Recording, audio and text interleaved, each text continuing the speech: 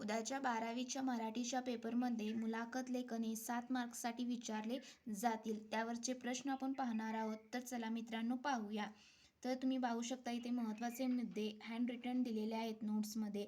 मुलाखतीचा हेतू हे 2 मार्क्ससाठी उद्या येऊ शकते. त्यानंतर मुलाखतीचे प्रकार जे आहेत ते 5 मार्क्ससाठी विचारले जातात. तुम्ही पाहू शकता इथे व्यवस्थित अगदी. तर याचा अभ्यास उद्या करून तुम्ही लिहू शकता पेपरमध्ये बोर्डाच्या.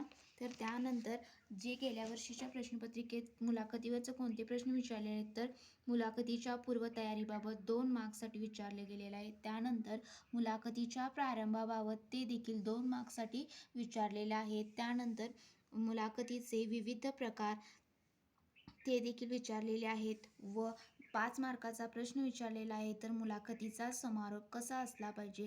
तर विद्यार्थी मित्रांनो, तुम्ही असे उत्तर लिहाल तर 5 मार्क्सचे मिळून जातील. Thank you so much.